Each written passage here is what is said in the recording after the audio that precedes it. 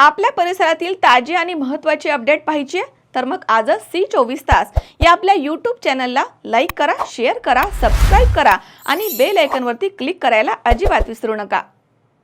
राहुरी शहरामधील नामांकित Sairam electronics and batteries या दालनात तुम्हाला मिळतील सर्व प्रकारच्या इलेक्ट्रॉनिक वस्तू तसेच होम अप्लायन्सेस। साईराम इलेक्ट्रॉनिक्सचं नातं आहे खास, प्रत्येक घरात गुणवत्तेचा विश्वास। उन्हाळ्यामध्ये थंड कूल करण्यासाठी AC, fridge, cooler, deep fridge यांची भव्य अशी रेंज। साईराम इलेक्ट्रॉनिक्स खरेदी विक्री संघ, नगर मनमाड रोड, राहुरी। तेव्हा आजच साईराम इलेक्ट्रॉनिक्स या दालनाला भेट द्या आणि आनंदाची सुरुवात करा। Sairam hospital test tube baby centre. नमस्ते, मी डॉक्टर सोनाली माने, साईराम हॉस्पिटल राहुरी, वंध्यत्व तज्ज्ञ व एम्ब्रॉलॉजिस्ट तज्ज्ञ। आपल्या इथे IVF बद्दल अत्याधुनिक उपचार पद्धती उपलब्ध आहे। तर त्यामध्ये IVF, ICSI, embryo donation, egg freezing, sperm freezing तसेच सरोगसी माताबद्दल सल्ला पण आपल्या इथे दिला जातो।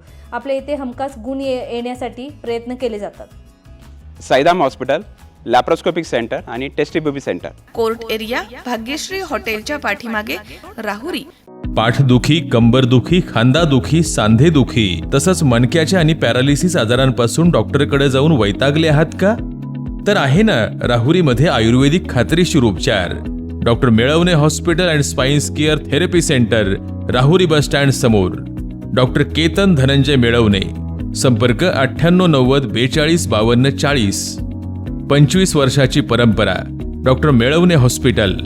पारनेर तालुक्यातील ढवळपुरे येथील आदिवासी जमिनीवरील कथित अतिक्रमण, बेकायदेशीर बांधकाम आणि जमीन बळकावल्याच्या आरोपांविरोधामध्ये अन्यायग्रस्त आदिवासी कुटुंबांनी गुरुवारी 25 जूनपासून पारनेर तहसील कार्यालयासमोर बेमुदत आमरण उपोषणाला सुरुवात केली आहे। आदिवासींच्या मालकीच्या जमिनीवरील कथित अतिक्रमण हटवून जमीन मूळ मालकांच्या ताब्यात द्यावी आणि संबंधांवरती कठोर कायदेशीर कारवाई करावी या प्रमुख मागण्यांसाठी हे आंदोलन सुरू आहे। महादू तुकाराम पवार, दशरथ भाऊ केदार, खेवजी भीमा चिकणे तसेच सुनील उमाजी केदार, लीलाबाई सोमनाथ केवाळे, हिरामन नागू केदार आणि आनंदा दगडू केदार हे आदिवासी जमीनधारक उपोषणात सहभागी झाले आहेत। त्यांच्या म्हणण्यानुसार ढवळपुरी येथील गट क्रमांक 1120/2/1 ते 7 मधील सुमारे 46 एकर आदिवासी जमिनीवरती मुनिंदर धर्मार्थ ट्रस्ट यांच्या माध्यमामधून कथितरित्या अतिक्रमण करून मोठ्या प्रमाणावरती बांधकाम करण्यात आले। त्यामुळे अनेक आदिवासी कुटुंबांना त्यांच्या हक्काच्या जमिनीपासून वंचित राहावं लागतंय असा आरोप त्यांनी केला। उपोषणकर्त्यांनी संबंधित बांधकामासाठी आवश्यक शासकीय परवानग्या घेण्यात आल्या होत्या का याची सखोल चौकशी करण्याची मागणी केली आहे। तसेच संबंधित ठिकाणी सुरू असलेले धार्मिक कार्यक्रम तात्काळ बंद करून संपूर्ण प्रकरणाची निष्पक्ष अशी चौकशी करण्यात यावी असंही त्यांनी म्हटलं।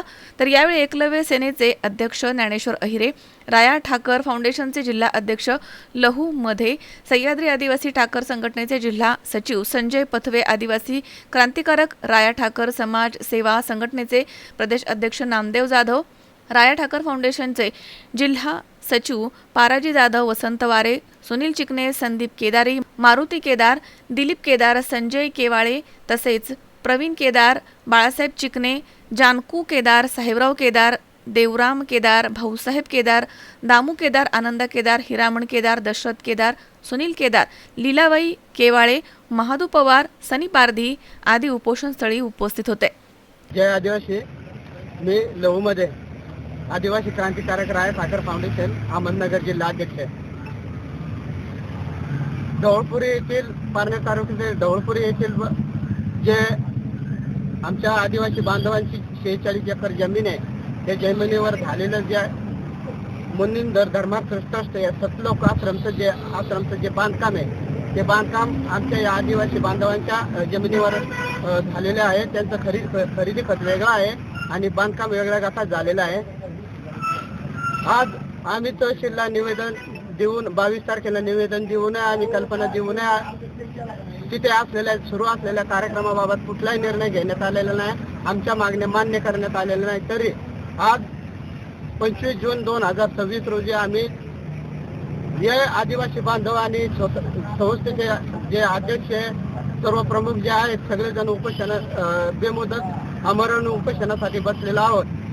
आमच्या मागण्या जोपर्यंत मान्य होत नाही तोपर्यंत आम्ही कुठलेही उपोषण सोडणार नाही। शासनाने आमच्या मागण्या मान्य कराव्या अशी विनंती करतो। नमस्कार, मी ज्ञानेश्वर अहिरे, एकलव्य आदिवासी सेनेचा राष्ट्रीय अध्यक्ष. आम्ही आज ढवळपुरी येथील पीडित आदिवासी कुटुंब व एकलव्य आदिवासी सेना व आदिवासी संघटना एकत्र करून आज पारनेर तहसील समोर बेमुदत आमरण उपोषणात बसलो आहोत.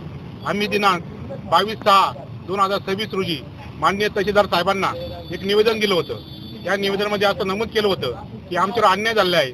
ढवळपुरी येथे मुनिंदर धर्मांध ट्रस्ट या ट्रस्टने आदिवासी जमिनीवर बेकायदेशीर अतिक्रमण करून आमची जमीन हिसकावून घेतली आणि तेथे त्या जमिनीवर अतिक्रमण करून ते बांधकाम बेकायदेशीर असं बांधकाम केलं.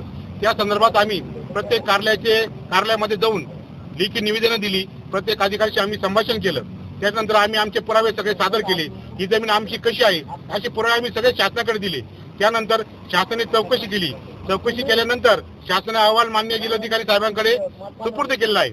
आमची अशी या ठिकाणी अशी मागणी आहे की या ठिकाणी आमच्या जमिनीवर या ट्रस्ट मार्फत जे आता सध्याला कार्यक्रम सुरू आहेत या कार्यक्रम त्वरित रद्द करण्यात यावे. तसेच ही जमीन ची मोजणी करून ही जमीन आमच्या ताब्यात देण्यात यावी. नियमानुसार या ट्रस्ट आहे या ट्रस्टने त्यांचं खरेदी खत दुसऱ्या गट नंबर मध्ये केलं होतं आणि त्यांनी ती ज्या ठिकाणी खरेदी खत झालं त्या ठिकाणी जमीन बांधकाम न करता त्यांनी आमच्या जमिनीमध्ये बेकायदेशीर असं बांधकाम केलं. आम्ही वेळोवेळी त्यांना सूचित केलं होतं. शासकीय दरबारी आम्ही जाऊन ते शासनाला सांगितलं की हे बांधकाम आमच्या जागेत आहे, परंतु शासनाने कुठलीही दखल घेतली नाही.